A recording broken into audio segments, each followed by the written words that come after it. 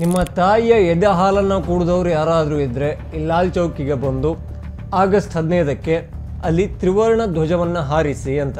3ನೇ ಬಾರಿಗೆ ಶತಾಯಗತಾಯ ಮೋದಿಯನ್ನು ಪ್ರಧಾನಿ ಮಾಡಲೇಬೇಕು ಅಂತ ಭಾರತ್ ಜೋಡೋ ಯಾತ್ರೆ ಅಂತ ಶುರು ಮಾಡ್ತಾರೆ.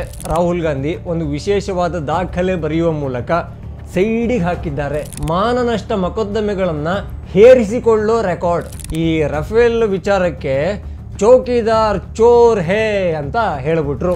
ಬಹುಶಃ ಅವನೇ ಶ್ರೀಮನ್ನಾರಾಯಣ ಸಿನಿಮಾದಲ್ಲಿ ಇದೆಯಲ್ಲ ಒಂದು ಹಾಡಿನ ಸಾಲು, ಇದು ಚರಿತ್ರೆ ಸೃಷ್ಟಿಸೋ ಅವತಾರ. ಈ ಸಾಲನ್ನು ರಾಹುಲ್ ಗಾಂಧಿ ಅವರನ್ನೇ ನೆನಪು ಮಾಡಿಕೊಂಡು ಆ ಸಾಹಿತ್ಯಗಾರ ಬರೆದಿರಬಹುದೇನೋ. ಜೈ ಶ್ರೀರಾಮ್. ನಾನು ಅಜಿತ್ ಬೋಪ್ನಹಳ್ಳಿ. ಇವತ್ತು ಪ್ರಧಾನಿ ನರೇಂದ್ರ ಮೋದಿ ಅವರ ಅಭಿಮಾನಿಗಳು, ಈ ಬೆಂಬಲಿಗರೆಲ್ಲರ ಭಯಂಕರ ಖುಷಿಯಲ್ಲಿದ್ದಾರೆ. ಸೋಷಿಯಲ್ ಮೀಡಿಯಾದಲ್ಲಂತೂ ಅವರದೊಂದು ವಿಶೇಷವಾದ ಪೋಸ್ಟನ್ನು ಹಂಚಿಕೊಂಡು ಸಂಭ್ರಮಿಸ್ತಾ ಇದ್ದಾರೆ. ಏನಪ್ಪ ಮ್ಯಾಟ್ರು ಅಂತ ಕೇಳಿದ್ರೆ, ಇವತ್ತು ನರೇಂದ್ರ ಮೋದಿ ಅವರು ಶ್ರೀಮತಿ ಇಂದಿರಾ ಗಾಂಧಿಯವರ ಒಂದು ವಿಶೇಷವಾದ ದಾಖಲೆಯನ್ನು ಮುರಿದಿದ್ದಾರೆ. ಅಂದರೆ ಈ ಲಾಂಗೆಸ್ಟ್ ಸರ್ವಿಂಗ್ PM ಅಂತ ಇರ್ತಾರಲ್ಲ, ಅತಿ ಹೆಚ್ಚು ಕಾಲ ಭಾರತದ ಪ್ರಧಾನಿಯಾಗಿ ಸೇವೆ ಸಲ್ಲಿಸಿದ ಪ್ರಧಾನಿಗಳಲ್ಲಿ ಇಂದಿರಾ ಗಾಂಧಿಯವರನ್ನು ನರೇಂದ್ರ ಮೋದಿ ಅವರು ಓವರ್ಟೇಕ್ ಮಾಡಿದ್ದಾರೆ. ಅಂದರೆ ಇಂದಿರಾ ಗಾಂಧಿ ಅವರು 4077 ದಿನಗಳ ಕಾಲ ಪ್ರಧಾನಿಯಾಗಿ ಇದ್ರಂತೆ. ನಮ್ಮ ಮೋದಿಯವರು ಈಗ 4078ನೇ ದಿನಕ್ಕೆ ಕಾಲಿಟ್ಟಿದ್ದಾರೆ. ಹಾಗೆ ಅಜೇಯ ಓಟ ಇನ್ನು ಮುಂದುವರೆದಿದೆ. ಇಂದಿರಾ ಗಾಂಧಿ ಮತ್ತು ನರೇಂದ್ರ ಮೋದಿ ಅವರಲ್ಲಿ ತುಂಬ ಹೋಲಿಕೆಗಳಿದ್ದಾವೆ. ಇಬ್ಬರು ಕೂಡ ಶಾರ್ಟ್ ಹೇರ್ನ ಬಿಡ್ತಾರೆ. ಅದರ ಜೊತೆಗೆ ಇಂದಿರಾ ಗಾಂಧಿ ಅವರಿಗೆ ಈ BJPಗರು ಈ ಹಿಟ್ಲರು, ಸರ್ವಾಧಿಕಾರಿ, ಡಿಕ್ಟೇಟರ್ ಅಂತ ಕರೀತಾರೆ. ಅದೇ ಥರ ಆ ಕಡೆ ಕಾಂಗ್ರೆಸ್ ಅವರು ಕೂಡ ಮೋದಿಯವರಿಗೆ ಸರ್ವಾಧಿಕಾರಿ ಅಂತಲೇ ಕರೆಯೋದು. ಅಲ್ಲ, ಅಲ್ಲಿ ಇಂದಿರಾ ಗಾಂಧಿ ಅವರು ದೇಶಕ್ಕೆ ಎಮರ್ಜೆನ್ಸಿ ಹೇರಿದ್ದಕ್ಕೆ ಅವರು ಸರ್ವಾಧಿಕಾರಿ ಅಂತ ಹೇಳ್ತಾರಂತೆ. ಹಾಗೆ ಈ ಕಾಂಗ್ರೆಸ್ ಅವರು ಯಾಕಾಗಿ ಮೋದಿಯವರನ್ನು ಈ ಡಿಕ್ಟೇಟರ್ ಅಂತಾರೆ ಅಂದರೆ ಅಘೋಷಿತ ಎಮರ್ಜೆನ್ಸಿಯನ್ನು ಹೇರಿದ್ದಕ್ಕಂತೆ. ಸೊ ಸಾಕಷ್ಟು ಸಿಮಿಲರ್ ಅಂಶಗಳು ಅವರಿಬ್ಬರಲ್ಲಿ ಕಾಣ್ತದೆ. ಹಾಗೆ ಅವರಿಬ್ಬರು ಕೂಡ ಭಯಂಕರ ಈ ಗಟ್ಟಿವಂತರು ಅನ್ನೋದು ಕೂಡ ಅವರನ್ನು ನೋಡಿದವರು, ರಾಜಕೀಯ ತಿಳಿದವರು ಹೇಳ್ತಾರೆ. ಯಾವುದೇ ಒಂದು ನಿರ್ಧಾರವನ್ನು ತಗೋಬೇಕು ಅಂದರೆ ಅದನ್ನು ತೀರಾ ಗಟ್ಟಿಯಾಗಿ ತಗೋತಿದ್ರು. ಯಾರ್ದೋ ಮುಲಾಜಿಗೆ ಬಿದ್ದೆ ಅಥವಾ ಯಾವುದೋ ಒಂದು ಅಡ್ಜಸ್ಟ್ಮೆಂಟ್ ಮಾಡಿಕೊಂಡೆ ಅನ್ನೋದು ಇಬ್ಬರಲ್ಲೂ ಕೂಡ ಇರಲಿಲ್ಲ. ಆದರೆ ಒಂದು ಮೇಜರ್ ವ್ಯತ್ಯಾಸ ಅಂದರೆ ಇಂದಿರಾ ಗಾಂಧಿ ಅವರಿಗೆ ಗಾಡ್ ಫಾದರ್ ಇದ್ದರು, ರಾಜಕೀಯವಾಗಿ ಗಾಡ್ ಫಾದರ್ ಇದ್ದರು. ಆದರೆ ನರೇಂದ್ರ ಮೋದಿ ಅವರಿಗೆ ಅವರ ಬುದ್ಧಿ ಹಾಗೂ ತೋಳೆ ಗಾಡ್ ಫಾದರ್ ಆಗಿ ಕನ್ವರ್ಟ್ ಆಯಿತು. ಇದೋ ಒಂದು ಮೇಜರ್ ವ್ಯತ್ಯಾಸ. ಈಗ ಅಸಲಿ ಕಥೆಗೆ ಬರೋಣ. ಏನಪ್ಪ ಅಂತ ಕೇಳಿದ್ರೆ, ಈಗ ಮೋದಿ ಫ್ಯಾನ್ಸ್ ಎಲ್ಲ ಖುಷಿಯಾಗಿದ್ದೀರಾ. ಇಂದಿರಾ ಗಾಂಧಿ ಅವರನ್ನು ಅತಿ ಹೆಚ್ಚು ದಿನಗಳ ಕಾಲ ಪ್ರಧಾನಿಯಾಗಿ ದೇಶದ ಸೇವೆ ಮಾಡಿದ 2ನೇ ಪ್ರಧಾನಿ ಅಂತ ಅವ್ರನ್ನ ಓವರ್ಟೇಕ್ ಮಾಡಿದ್ರಲ್ಲ ಮೋದಿ, ಹಾಗಾಗಿ ತುಂಬ ಕುಣಿತಾ ಇದ್ದೀರಾ. ಆದರೆ ಮೋದಿದೊಂದು ಸಾಧನೆಯಾ, ಮೋದಿದೊಂದು ದಾಖಲೆಯ, ಮೋದಿ ಮಾಡಿದ್ದು ಒಂದು ರೆಕಾರ್ಡಾ? ಖಂಡಿತ ಅಲ್ಲ. ಮೋದಿಯ ರೆಕಾರ್ಡೆಲ್ಲ ಪುಡಿ ಮಾಡಿರುವ ಆ ರೆಕಾರ್ಡ್ಗಳನ್ನು ಕೇಳಿದ್ರೆ ಮೋದಿದು ಏನೂ ಅಲ್ಲ ಅಂತ ಅನಿಸುವ ಒಬ್ಬ ಲೀಡರ್ ಒಬ್ಬರು ಇದ್ದಾರೆ. ಅವರು ಮತ್ಯಾರೂ ಅಲ್ಲ, ವಿಪಕ್ಷ ನಾಯಕ ಶ್ರೀಮಾನ್ ರಾಹುಲ್ ಗಾಂಧಿ ಅವರು. ಅವರ ಸಾಧನೆಯ ಮುಂದೆ, ಅವರು ಬರೆದ ದಾಖಲೆಗಳ ಮುಂದೆ ಮೋದಿಯದ್ದು ಏನೂ ದಾಖಲೆ ಅಲ್ಲ. ಈಗ ಮೋದಿಯವರೇ ಒಂದು ಕಥೆಯನ್ನು ಹೇಳಿದರು. ಏನಪ್ಪ ಅಂತ ಕೇಳಿದ್ರೆ, ಈ ಲಾಲ್ ಚೌಕಲ್ಲಿ, ಕಾಶ್ಮೀರದ ಲಾಲ್ ಚೌಕಲ್ಲಿ ಆಗಿನ ಪ್ರತ್ಯೇಕತಾವಾದಿಗಳು ಒಂದು ಸವಾಲನ್ನು ಹಾಕಿದ್ರಂತೆ. ಏನು ಚಾಲೆಂಜು? ನಿಮ್ಮ ತಾಯಿಯ ಎದೆ ಹಾಲನ್ನು ಕುಡಿದವರು ಯಾರಾದರೂ ಇದ್ದರೆ ಈ ಲಾಲ್ ಚೌಕಿಗೆ ಬಂದು ಆಗಸ್ಟ್ 15ಕ್ಕೆ ಅಲ್ಲಿ ತ್ರಿವರ್ಣ ಧ್ವಜವನ್ನು ಹಾರಿಸಿ ಅಂತ. ಮೋದಿ ಆವಾಗಿನ್ನೂ ಗುಜರಾತಿನ CM ಕೂಡ ಆಗಿರಲಿಲ್ಲ. ಆ ಕಾಲದಲ್ಲೇ ಅವರೆಲ್ಲ ದೇಶಭಕ್ತ ಮಿತ್ರರನ್ನು ಕರ್ಕೊಂಡು ಪಾದಯಾತ್ರೆಯನ್ನು ಮಾಡಿ ಕಾಶ್ಮೀರಕ್ಕೆ ಹೋಗ್ತಾರೆ. ಲಾಲ್ ಚೌಕಲ್ಲಿ ತ್ರಿವರ್ಣ ಧ್ವಜವನ್ನು ಆರೋಹಣ ಮಾಡ್ತಾರೆ. ಹಾಗೆ ಅಲ್ಲಿ ನಿಂತು ಈ ಪಾಕಿಸ್ತಾನದ ಉಗ್ರರಿಗೆ ಹಾಗೂ ಕಾಶ್ಮೀರ ಪ್ರತ್ಯೇಕತಾವಾದಿಗಳಿಗೆ ಆವಾಜನ್ನು ಹಾಕಿ ಬರ್ತಾರೆ. ಆದರೆ ಮೋದಿ ಹೋಗಿದ್ದು ಅದೇ ಪಾದಯಾತ್ರೆ ಅಂತ ಹೇಳಿದ್ನಲ್ಲ, ಎಷ್ಟು ದೂರ ಇತ್ತು? ಆದರೆ ರಾಹುಲ್ ಗಾಂಧಿಯವರ ಪಾದಯಾತ್ರೆ ಬಗ್ಗೆ ಹೇಳಬೇಕಾ, ಅವರು ಮೋದಿಯವರ ಪಾದಯಾತ್ರೆಯನ್ನೇ ಮೀರಿಸುವ ಒಂದು ಪಾದಯಾತ್ರೆಯನ್ನು ಮಾಡ್ತಾರೆ. 3ನೇ ಬಾರಿಗೆ ಶತಾಯಗತಾಯ ಮೋದಿಯನ್ನು ಪ್ರಧಾನಿ ಮಾಡಲೇಬೇಕು ಅಂತ ಭಾರತ್ ಜೋಡೋ ಯಾತ್ರೆ ಅಂತ ಶುರು ಮಾಡ್ತಾರೆ. ಕನ್ಯಾಕುಮಾರಿಯಿಂದ ಕಾಶ್ಮೀರದವರೆಗೆ ಪಾದಯಾತ್ರೆ. ಆಗಾಗ ನಡ್ಕೊಂಡು, ಆವಾಗವಾಗ ಓಡ್ಕೊಂಡು, ಆಗಾಗ ಜಿಕ್ಕೊಂಡು, ಮತ್ತೊಂದು ಸ್ವಲ್ಪ ಹೊತ್ತಿಗೆ ತೆವಳ್ಕೊಂಡು, ಹಿಂಗೆಂಗೋ ಮಾಡಿಕೊಂಡು ಅವರು ಭಾರತ್ ಜೋಡೋ ಯಾತ್ರೆಯನ್ನು ಭಾರತದ ಕೆಲವು ರಾಜ್ಯಗಳನ್ನು ಬಿಟ್ಟಾದರೂ ಕಂಪ್ಲೀಟ್ ಮಾಡ್ತಾರೆ. ಹಾಗೆ 3ನೇ ಬಾರಿಗೆ ನರೇಂದ್ರ ಮೋದಿ ಅವರನ್ನೇ ಪ್ರಧಾನಿಯನ್ನಾಗಿ ಮಾಡ್ತಾರೆ. ಸೊ ಮೋದಿ ಪಾದಯಾತ್ರೆ ಎಲ್ಲಿಂದ ಎಲ್ಲಿವರೆಗೆ? ಗುಜರಾತ್ನಿಂದನೇ ಶುರುವಾಗಿದೆ ಅಂದ್ಕೊಂಡ್ರು ಕಾಶ್ಮೀರ ಎಷ್ಟು ದೂರ, ಕನ್ಯಾಕುಮಾರಿಯಿಂದ ಕಾಶ್ಮೀರ ಎಷ್ಟು ದೂರ. ಹಾಗಾಗಿ ಪಾದಯಾತ್ರೆಯಲ್ಲಿ ಕೂಡ ಈ ಮೋದಿಯವರ ರೆಕಾರ್ಡನ್ನು ನಮ್ಮ ರಾಹುಲ್ ಗಾಂಧಿ ಅವರು ಮುರಿದಿದ್ದಾರೆ. ಹಾಗೆ ಈಗ ಮೋದಿಯನ್ನು ಕೊಂಡಾಡ್ತಾ ಇದ್ದೀರಲ್ಲ, ಇಂದಿರಾ ಗಾಂಧಿ ಅವರನ್ನು ಓವರ್ಟೇಕ್ ಮಾಡಿಬಿಟ್ರು, ಈ ಅತಿ ಹೆಚ್ಚು ಕಾಲ ಸೇವೆ ಸಲ್ಲಿಸಿದ ಭಾರತದ 2ನೇ ಪ್ರಧಾನಿ ಆಗ್ಬಿಟ್ರು ಅಂತ. ಭಾರತದ ರಾಜಕೀಯ ಇತಿಹಾಸದಲ್ಲಿ ರಾಹುಲ್ ಗಾಂಧಿ ಅವರು ಬರೆದಿರುವ ಅಪರೂಪದ ದಾಖಲೆ ಬಗ್ಗೆ ನೀವು ಮರ್ತೇ ಬಿಟ್ಟಿದ್ದೀರಾ? ಭಾರತದ ಪಾಲಿಟಿಕ್ಸ್ ಅಲ್ಲಿ ಇದೆಯಲ್ಲ, ಈಗ ಎಲ್ಲ ಪಕ್ಷಕ್ಕೂ ಒಂದು ಪ್ರಧಾನಿ ಅಭ್ಯರ್ಥಿ ಅಂತ ಇರ್ತಾರೆ, PM ಕ್ಯಾಂಡಿಡೇಟ್. ಕಾಂಗ್ರೆಸ್ ಅಲ್ಲಿ ಅತಿ ಹೆಚ್ಚು ಕಾಲ ಅಂದರೆ longest waiting permanent PM candidate ಅಂತ ಯಾರಾದರೂ ಇದ್ದೆ ಅದು ರಾಹುಲ್ ಗಾಂಧಿಯೇ. 3ನೇ ಟರ್ಮು ಸರ್. 2014ರಲ್ಲಿ ಆಗಲಿಲ್ಲ, 2019ರಲ್ಲಿ ಆಗಲಿಲ್ಲ, 2025ರಲ್ಲಿ ಆಗಲಿಲ್ಲ. ಆದರೂ ಕೂಡ ಅವರು ಒಂದಲ್ಲ ಒಂದು ದಿವಸ ಪ್ರಧಾನಿ ಆಗೇ ಆಗ್ತೀನಿ ಅಂತ ಕಾಯ್ತಾ ಇದ್ದಾರೆ. ಹಾಗಾಗಿ ಭಾರತದ ರಾಜಕೀಯ ಇತಿಹಾಸದಲ್ಲಿ ಅತಿ ಹೆಚ್ಚು ಕಾಲ ತಾಳ್ಮೆಯಿಂದ ಕಾದ ಪ್ರಧಾನಮಂತ್ರಿ ಅಭ್ಯರ್ಥಿ ಯಾರಾದರೂ ಇದ್ದರೆ ಅದು ರಾಹುಲ್ ಗಾಂಧಿಯವರು. ಇದೊಂದು ಸಾಧನೆಯನ್ನು ಇಂದ್ರಜಿತ್ರು ಮಾಡೋಕ್ಕಾಗಿಲ್ಲ, ನೆಹರು ತಾತಾತ್ರು ಮಾಡೋಕ್ಕಾಗಿಲ್ಲ. ಮೋದಿಗಂತೂ ಆಗಲೇ ಇಲ್ಲ ಬಿಡಿ. ಯಾಕೆಂದರೆ ಅವರು PM ಕ್ಯಾಂಡಿಡೇಟ್ ಅಂತ ಈ ಘೋಷಣೆ ಆಗಿದ್ದು ಒಂದೇ ಸಲ, ಆಮೇಲೆ ಅಲ್ಲಿಂದ ಇಳಿದೇ ಇಲ್ಲ. ಇಳಿಸೋಕ್ಕೆ ಯಾರ್ದ್ರೂ ಕೂಡ ಆಗಿಲ್ಲ. ಇದು ಕೂಡ ರಾಹುಲ್ ಗಾಂಧಿ ಅವರ ಅಪರೂಪದ ರೆಕಾರ್ಡ್ಗಳಲ್ಲಿ ಬರ್ಕೋಬೇಕಾಗುತ್ತೆ.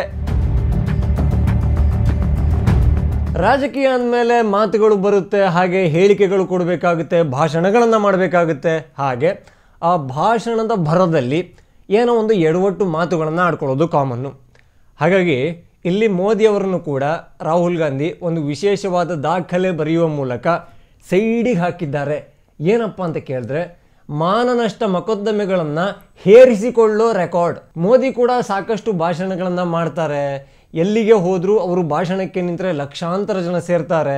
ಆ ಜನರ ಉದ್ಗಾರ ಹಾಗೆ ಘೋಷ ಇವೆಲ್ಲವೂ ಕೂಡ ಮೋದಿಯವರಿಗೆ ಖುಷಿ ಕೊಡ್ಬೋದು. ಹಾಗಂತ ಇಲ್ಲಿಯವರೆಗೆ ಮೋದಿ ಮಾನನಷ್ಟ ಮೊಕದ್ದಮೆಗಳನ್ನು ಎಷ್ಟು ಹಾಕ್ಸ್ಕೊಂಡಿದ್ದಾರೆ? ಯಾವಾಗ ನಾಲಿಗೆಯ ನಿಯಂತ್ರಣ ತಪ್ಪಿ ಮಾತಾಡಿದ್ದಾರೆ? ಖಂಡಿತ ಇಲ್ಲ. ಆದರೆ ರಾಹುಲ್ ಗಾಂಧಿ ಅವರು ಮಾನನಷ್ಟ ಮೊಕದ್ದಮೆ ಹಾಕಿಸಿಕೊಳ್ಳುವಲ್ಲಿ ಎತ್ತಿದ ಕೈ. ಅದರಲ್ಲಿ ಕೂಡ ಮೋದಿಯವರನ್ನ ಬೀಟ್ ಮಾಡಿದ್ದಾರೆ. RSS ಮಾನನಷ್ಟ ಮೊಕದ್ದಮೆ ಹಾಕಿಸ್ಕೊಂಡ್ರು. ಅದಾನಿ ವಿರುದ್ಧ ಇಲ್ಲ ಸಲ್ಲದ ಆರೋಪ ಮಾಡಿದ್ರು. ಹಾಗೆ ಅಲ್ಲಿ ಡಿಫಾಮೇಷನ್ ಕೇಸ್ ಜಡಿಸ್ಕೊಂಡ್ರು. ಈ ನಮ್ಮ ವೀರ್ ಸಾವರ್ಕರ್ ಅವರ ಬಗ್ಗೆ ಬೇಕಾಬಿಟ್ಟಿ ಮಾತಾಡಿದ್ರು, ಅಲ್ಲೂ ಕೂಡ ಬಿತ್ತು. ಹೀಗೆ ಅವರು ಎಲ್ಲೆಲ್ಲೆಲ್ಲ ಒಂದು ಆರೋಪಗಳನ್ನು ಹಾಕಬೇಕು, ಅವರನ್ನು ಡಮ್ಮಿ ಮಾಡಬೇಕು ಅಂತ ಟ್ರೈ ಮಾಡಿದಾರಲ್ಲ, ಅಲ್ಲೆಲ್ಲವೂ ಕೂಡ ಮಾನನಷ್ಟ ಮೊಕದ್ದಮೆ ಬಿದ್ದಿದೆ. ಹೀಗಾಗಿ ಈ ವಿಚಾರದಲ್ಲೂ ಕೂಡ ಮೋದಿಯವರನ್ನು ರಾಹುಲ್ ಗಾಂಧಿ ಅವರು ಓವರ್ಟೇಕ್ ಮಾಡಿದ್ದಾರೆ. ಇಷ್ಟಕ್ಕೆಲ್ಲ ಮೋದಿಗಿಂತ ರಾಹುಲ್ ಗ್ರೇಟ್ ಅಂತ ಹೇಳ್ಬಿಡ್ತೀನ? ಖಂಡಿತ ಇಲ್ಲ. ಈಗ ರಾಹುಲ್ ಗಾಂಧಿ ಅವರು ಸೋತಿರುವ ಕೇಸುಗಳಲ್ಲಿ ಕೂಡ ಮೋದಿಯವ್ರನ್ನ ಬೀಟ್ ಮಾಡಿದ್ದಾರೆ. ಅದೇ ರಫೇಲ್ ತಗೊಂಬಂದ್ರಲ್ಲ, ಆ ಟೈಮಲ್ಲಿ ರಫೇಲಲ್ಲಿ ದೊಡ್ಡ ಒಂದು ಲಫಡ ಆಗಿದೆ. ಮೋದಿಯವರು ಕೋಟಿ ಹಣವನ್ನು ಲೂಟಿ ಮಾಡಿ ತಮ್ಮ ಜೋಳಿಗೆ ಹಾಕೊಂಡಿದ್ದಾರೆ. ಈ ರಫೇಲ್ ವಿಚಾರಕ್ಕೆ ಚೌಕಿದಾರ್ ಚೋರ್ ಹೇ ಅಂತ ಹೇಳಿಬಿಟ್ರು. ಆಮೇಲೆ ಅದನ್ನ ಕೋರ್ಟಿಗೂ ಕೂಡ ತಗೊಂಡು ಹೋದ್ರು. ಆದರೆ ಕೋರ್ಟಲ್ಲಿ ಅದು ನಿಲ್ತಾ? ಖಂಡಿತ ಇಲ್ಲ. ಆ ಕೇಸನ್ನು ಸೋಲಬೇಕಾಯ್ತು. ಜೊತೆಗೆ ಕೋರ್ಟಿನಲ್ಲಿ ಈ ರಫೇಲ್ ವಿಚಾರಕ್ಕೆ ಸುಳ್ಳು ಆರೋಪವನ್ನು ಹೊರಿಸಿದ್ದಕ್ಕೆ ಸಾರಿ ಅಂತ ಕೈ ಮುಗಿದು ಕ್ಷಮೆಯನ್ನು ಕೇಳಬೇಕಾಯಿತು. ಹೀಗಾಗಿ ಮೋದಿ ಅವರಿಗೆ ಕಂಪೇರ್ ಮಾಡಿದ್ರೆ ರಾಹುಲ್ ಗಾಂಧಿ ಅವರು ಸೋತಿರುವ ಕೇಸುಗಳು 1, 2, 12 ಸಿಕ್ಕಾಪಟ್ಟೆ ಇದೆ. ಮೋದಿಯವರ ಅಭಿಮಾನಿಗಳು ಹೇಳ್ತಾ ಇರ್ತಾರೆ, ಈ ಮೋದಿಯವರು ಗುಜರಾತ್ನ CM ಆಗಿದ್ದಾಗ ಅಥವಾ ಭಾರತದ PM ಆಗಿದ್ದಾಗ ಒಂದೇ ಒಂದು ದಿವಸ ರಜೆಯನ್ನು ತೆಗೆದುಕೊಳ್ಳದೆ ಕೆಲಸವನ್ನು ಮಾಡಿದ್ದಾರೆ ಅಂತ. ಈ ವಿಚಾರಕ್ಕೆ ತುಂಬ ಜನರಿಗೆ ಅನುಮಾನ ಬಂತು. ಹಾಗಾಗಿ ರೈಟ್ ಟು ಇನ್ಫಾರ್ಮೇಷನ್ ಒಂದು ಹಕ್ಕನ್ನು ಸರ್ಕಾರ ಅಥವಾ ಸಂವಿಧಾನ ಕೊಟ್ಟಿದೆಯಲ್ಲ, ಅಲ್ಲಿ ಕೇಳಿದ್ರು. ಅದು ನೋಡಿದ್ರೆ ನಿಜ. ಆದರೆ ಈ ಅಟೆಂಡೆನ್ಸ್ ವಿಚಾರಕ್ಕೆ, ಕೆಲಸದ ವಿಚಾರಕ್ಕೆ ಕೂಡ ಮೋದಿಯವರನ್ನು ರಾಹುಲ್ ಗಾಂಧಿಯವರು ರೆಕಾರ್ಡ್ ಬ್ರೇಕ್ ಮಾಡಿದ್ದಾರೆ. ಹೆಂಗಪ್ಪ ಅಂತ ಕೇಳಿದ್ರೆ, ಮೋದಿಯವರು ರಜೆ ತಗೊಳ್ಳದೆ ಕೆಲಸ ಮಾಡಿದಾರಲ್ಲ, ಬಟ್ ನಮ್ಮ ರಾಹುಲ್ ಗಾಂಧಿಯವರು ರಜೆನ ಬಿಟ್ಟಾಕಿ ಅಲ್ಲಿ ಸಂಸತ್ತು ಏನೆಲ್ಲ ನಡೆಯುತ್ತಲ್ಲ, ಅಲ್ಲಿ ಅಟೆಂಡೆನ್ಸು ಕೂಡ 40% ಮೇಲೆ ಇಲ್ಲ. ಇಂಥದ್ದೊಂದು ಅಪರೂಪದ ಸಾಧನೆಯನ್ನು ಮಾಡಿ ಮೋದಿಯವರು ಮಾಡದಂತಹ ಒಂದು ಅಪರೂಪದ ರೆಕಾರ್ಡನ್ನು ರಾಹುಲ್ ಗಾಂಧಿ ಅವರು ಮಾಡಿದ್ದಾರೆ ಸಂಸತ್ತಿನ ಹಾಜರಾತಿಯ ವಿಚಾರಕ್ಕೆ. ಲಾಸ್ಟ್ ಟೈಮು ಇಲೆಕ್ಷನ್ ಟೈಮಲ್ಲಿ ನಮ್ಮ ರಾಹುಲ್ ಗಾಂಧಿ ಅವರು ಒಂದು ಮಾತನ್ನು ಹೇಳಿದರು, ಒಂದು ಆರೋಪವನ್ನು ಮಾಡಿದರು. ಏನಪ್ಪ ಅಂತ ಕೇಳಿದ್ರೆ, ಈ ಮೋದಿ ಸರ್ಕಾರ ದ್ವೇಷದ ರಾಜಕಾರಣವನ್ನು ಮಾಡ್ತಾ ಇದೆ, ನಮ್ಮ ಕಾಂಗ್ರೆಸ್ ಪಕ್ಷದ ಈ ಬ್ಯಾಂಕ್ ಅಂದರೆ ಈ ದಾನಿಗಳೆಲ್ಲ ಕೊಡೋ ದೇಣಿಗೆಗಳೆಲ್ಲ ಇರುತ್ತಲ್ಲ, ಅದೆಲ್ಲ ಬಂದು ತಲುಪಿರುವ ಬ್ಯಾಂಕನ್ನು ಫ್ರೀಸ್ ಮಾಡಿಬಿಟ್ಟಿದೆ, ನಮಗೆ ಟ್ರಾನ್ಸಾಕ್ಷನ್ ಮಾಡೋಕ್ಕಾಗ್ತಾ ಇಲ್ಲ, ಚುನಾವಣಾ ಪ್ರಚಾರಗಳಿಗೆ ದುಡ್ಡನ್ನು ಅರೇಂಜ್ ಮಾಡೋಕ್ಕಾಗ್ತಾ ಇಲ್ಲ, ಹೀಗೆ ಹಾಗೆ ಅಂತ ಅವರು ಹೇಳಿದ್ರು. ಜೊತೆಗೆ ನಮಗೆ ದುಡ್ಡು ಬರದಂತೆ BJP ಅವರು ಹಾಗೂ ಮೋದಿ ಸರ್ಕಾರ ತಡೀತಾ ಇದೆ, ಕಾಂಗ್ರೆಸ್ಸಲ್ಲಿ ದುಡ್ಡೇ ಇಲ್ಲ ಅಂತ ಹೇಳಿದರು. ಆದರೆ ನೆಕ್ಸ್ಟು ಇನ್ಕಮ್ ಟ್ಯಾಕ್ಸು ಒಂದು ನೋಟಿಸನ್ನು ಕೊಡ್ತು. ಏನಪ್ಪ ಎಷ್ಟು ಕಟ್ಟಬೇಕಪ್ಪ ಅಂತ ಕೇಳಿದ್ರೆ 199 ಕೋಟಿ ಹಣವನ್ನು ತೆರಿಗೆ ರೂಪದಲ್ಲಿ ಬಾಕಿ ಉಳಿಸ್ಕೊಂಡಿದ್ದೀರಾ ಅಂತ ಈ AICCಗೆ ಕೊಡ್ತು. ಸೊ ಅಷ್ಟೊಂದು ದೊಡ್ಡ ಮಟ್ಟದ ಆಲ್ಮೋಸ್ಟ್ 200 ಕೋಟಿಯ ಟ್ಯಾಕ್ಸ್ ಹಣವನ್ನು ಉಳಿಸಿಕೊಳ್ಳೋ ಮೂಲಕ ತಮ್ಮ ಒಂಥರ ಫ್ಯಾಮಿಲಿಯ ಪಕ್ಷ ಆಗಿತ್ತಲ್ಲ, ಇನ್ನೂ ಆಗಿದೆಯಲ್ಲ, ಹಾಗಾಗಿ ಇಲ್ಲಿ ಮೋದಿಯವರ ಪಕ್ಷ ಒಂದಿದೆ, ಅದರಲ್ಲಿ ಟ್ಯಾಕ್ಸು ಉಳಿಸ್ಕೊಂಡಿಲ್ಲ. ಬಟ್ ರಾಹುಲ್ ಗಾಂಧಿ ಅವರ ಒಂದು ಪಕ್ಷ ಇದೆಯಲ್ಲ, 199 ಕೋಟಿ ಟ್ಯಾಕ್ಸನ್ನು ಉಳಿಸಿಕೊಂಡಿರೋ ಶ್ರೀಮಂತ ಪಕ್ಷ ಅನ್ನೋ ಒಂದು ರೆಕಾರ್ಡನ್ನು ಕ್ರಿಯೇಟ್ ಮಾಡಿದ್ದಾರೆ ರಾಹುಲ್ ಗಾಂಧಿ ಅವರು. ಮೋದಿಯವರೇ, ಅವರು ವಿಪಕ್ಷ ನಾಯಕ, ಅವರೇ ಅಷ್ಟೊಂದು ದೊಡ್ಡ ಪಕ್ಷವನ್ನು, ಅಷ್ಟೊಂದು ಶ್ರೀಮಂತ ಪಕ್ಷವನ್ನು ಕಟ್ಟಿದ್ದಾರಂತೆ. ನೀವು ಅಧಿಕಾರದಲ್ಲಿರೋರು, ನೀವು ನೋಡಿ ಕಲೀರಿ ಅಂತ ಯಾರಾದರೂ ಹೇಳಿದ್ರೆ ಮೋದಿಯವರೇ ಅವ್ರ ಮಾತನ್ನು ಕೇಳಬೇಡಿ. ಯಾಕೆಂದರೆ ನೀವು ಹೆಂಗಿದ್ದೀರಲ್ಲ ಹಾಗೇ ಇರಿ. ಮೋದಿಯವರು ಏನೇ ಮಾತಾಡಲಿ ಏನೇ ಹೇಳಲಿ, ನಮ್ಮ ಕಾಂಗ್ರೆಸ್ ನಾಯಕರು ಅದು ಸುಳ್ಳು ಮಾಹಿತಿ, ಅವರು ದಿಕ್ಕು ತಪ್ಪಿಸ್ತಾ ಇದ್ದಾರೆ, ಇಂಥದ್ದೆಲ್ಲ ಬರುತ್ತೆ, ಇಂಥ ಮಾತನ್ನು ಆಡ್ತಾರೆ. ಆದರೆ ಸುಳ್ಳು ಹೇಳೋದ್ರಲ್ಲಿ ಮೋದಿ ಯಾವ ಸೀಮೆ ದೊಣ್ಣೆ ನಾಯಕನೂ ಅಲ್ಲ ಅನ್ನೋ ರೀತಿಯಲ್ಲಿ ಕೂಡ ನಮ್ಮ ರಾಹುಲ್ ಗಾಂಧಿ ಅವರು ವಿಶೇಷವಾದ ದಾಖಲೆಯನ್ನು ಕೆತ್ತಿದ್ದಾರೆ, ಬರೆದಿಲ್ಲ. ಆಗಲೇ ಹೇಳಿದೆ, ರಫೇಲಲ್ಲಿ ಡೀಲ್ ಆಗಿದೆ ಅಂತ ಸುಳ್ಳು ಹೇಳಿದ್ರು, ಆಮೇಲೆ ಸಾರಿ ಕೇಳಿದ್ರು. ಜೊತೆಗೆ ಈ ಪೋರ್ಟ್ ಮತ್ತು ಏರ್ಪೋರ್ಟು ಅಂದರೆ ಬಂದರು ಇವೆಲ್ಲ ಅದಾನಿಗೆ ಮೋದಿಯವರು ಬರ್ಕೊಡ್ತಾ ಇದ್ದಾರೆ, ಮಾರಾಟ ಮಾಡ್ತಾ ಇದ್ದಾರೆ ಅಂತ ಹೇಳಿದ್ರು. ಅದನ್ನು ದಿಕ್ಕು ತಪ್ಪಿಸುವ ಕೆಲಸವನ್ನು ರಾಹುಲ್ ಗಾಂಧಿ ಅವರು ಮಾಡಿದ್ರು. ಹಾಗೆ ಈ ಅಂಬಾನಿಯವರಿಗೆ ಟ್ಯಾಕ್ಸೇ ತಗೋತಾ ಇಲ್ಲ, ಅಂಬಾನಿಯವರ ಸಾಲ ಗೀಲ ಎಲ್ಲ ಮನ್ನಾ ಮಾಡಿದ್ದಾರೆ ಅಂತ ಮೋದಿಯವರ ಬಗ್ಗೆ ಅಪಪ್ರಚಾರವನ್ನು ಮಾಡಿದ್ರು. ಅದು ಕೂಡ ಖಂಡಿತ ಒಂದು ಒಣ ಸುಳ್ಳು. ಅದರ ಜೊತೆಗೆ ನಮ್ಮ ಕಾಂಗ್ರೆಸ್ ನಾಯಕರ ಫೋನುಗಳನ್ನು ಕದ್ದಾಲಿಕೆ ಮಾಡ್ತಾ ಇದ್ದಾರೆ, ಸೊ ನಮ್ಮ ಮಾಹಿತಿಯೆಲ್ಲ ಸೋರಿಕೆ ಆಗ್ತಾ ಇದೆ ಅಂತ ಸುಳ್ಳನ್ನು ಹೇಳಿದ್ರು. ಅದು ಕೂಡ ಹಸಿ ಸುಳ್ಳು ಅಂತ ಗೊತ್ತಾಗೋಕೆ ಹೆಚ್ಚು ಸಮಯ ಬೇಕಾಗಿಲ್ಲ. ಅದರ ಜೊತೆಗೆ ಅವ್ರದ್ದೊಂದು ವಂಶ ಪಾರಂಪರ್ಯವಾದ ಒಂದು ಸುಳ್ಳಿದೆ, ಗರೀಬಿ ಹಟಾವೋ ಅಂತ. ಫಸ್ಟ್ 2 ಇಲೆಕ್ಷನ್ನಲ್ಲಿ ಆ ದಾಳವನ್ನು ಉರುಳಿಸಿದ್ರು, ಆದರೆ ಅದು ವರ್ಕ್ ಆಗಿಲ್ಲ. ಸೊ ಈ ಇಲೆಕ್ಷನ್ನಲ್ಲಿ ಆ ಗರೀಬಿ ಹಟಾವೋ ಅವರ ಬಾಯಿಂದ ಬಂದಿಲ್ಲ. ಆದರೆ ನಮ್ಮ ಗರೀಬಿ ಹಟಾವೋವನ್ನು ಕೃತಿಯಲ್ಲಿ ಮಾಡ್ತಾ ಇರೋ ಮೋದಿಗೂ ಬಾಯಲ್ಲಿ ಮಾಡಿದ್ದ ರಾಹುಲ್ ಗಾಂಧಿಗೂ ವ್ಯತ್ಯಾಸ ಇದೆ. ಅದರಲ್ಲಿ ಕೂಡ ಒಂದು ವಿಶೇಷವಾದ ರೆಕಾರ್ಡನ್ನು ರಾಹುಲ್ ಗಾಂಧಿ ಅವರು ಸೃಷ್ಟಿ ಮಾಡಿದ್ದಾರೆ. ಬಹುಶಃ ಅವನೇ ಶ್ರೀಮನ್ನಾರಾಯಣ ಸಿನಿಮಾದಲ್ಲಿ ಇದೆಯಲ್ಲ ಒಂದು ಹಾಡಿನ ಸಾಲು, ಇದು ಚರಿತ್ರೆ ಸೃಷ್ಟಿಸೋ ಅವತಾರ.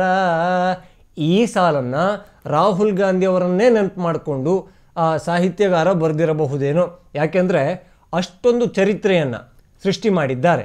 ಆದರೆ ಇಲ್ಲಿ ಮೋದಿಯ ಅಭಿಮಾನಿಗಳು ನೋಡಿದ್ರೆ ಅಲ್ಲಿ ಇಂದಿರಾಜಿ 4077 ದಿವಸ PM ಆಗಿ ಇದ್ದರು, ನಮ್ಮ ಮೋದಿಜಿಯವರು 4078 ಆ್ಯಂಡ್ ಇನ್ನೂ ಕೌಂಟ್ ಆಗ್ತಾ ಇದೆ. ಅವರ ಸರ್ಕಾರ ಬೀಳೋದು ಬಿಡಿ, ಅಲ್ಲಾಡುವ ಲಕ್ಷಣ ಕೂಡ ಕಾಣ್ತಾ ಇಲ್ಲ. ಹಾಗಾಗಿ ಇನ್ನು ಮುಂದೆ ಸಾಕಷ್ಟು ದಿವಸ ಹೋಗುತ್ತೆ, ಇದೊಂದು ಟರ್ನ್ ಕಂಪ್ಲೀಟ್ ಆಗೇ ಆಗುತ್ತೆ. ಈ ಥರ ಮಾತಾಡ್ಕೊಳ್ತಾ ಇದ್ದೀರಲ್ಲ, ನಿಮಗೆ ನಿಮ್ಮ ಮನಸ್ಸು ಅಂತ ಇದ್ದರೆ, ಮನಸ್ಸಾಕ್ಷಿ ಅಂತ ಇದ್ದರೆ ನಿಮ್ಮ ಎದೆ ಮುಟ್ಕೊಂಡು ಹೇಳಿಬಿಡಿ, ರಾಹುಲ್ ಗಾಂಧಿ ನಮ್ಮ ಮೋದಿಜಿಯವರ ವಿರುದ್ಧ ಸೃಷ್ಟಿ ಮಾಡಿರೋ ರೆಕಾರ್ಡ್ಗಳೆಲ್ಲ ರೆಕಾರ್ಡ್ ಅಲ್ವಾ?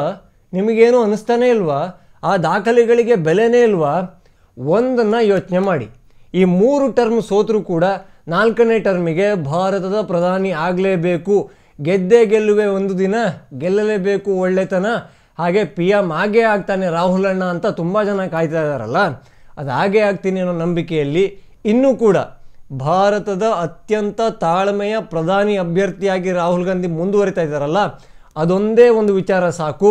ಮೋದಿಯ ಎಲ್ಲ ರೆಕಾರ್ಡ್ಗಳು ಕೂಡ ರಾಹುಲ್ ಗಾಂಧಿಯ ರೆಕಾರ್ಡ್ ಮುಂದೆ ಏನೂ ಅಲ್ಲ, ನಗಣ್ಯ. ಜೈ ಶ್ರೀರಾಮ್.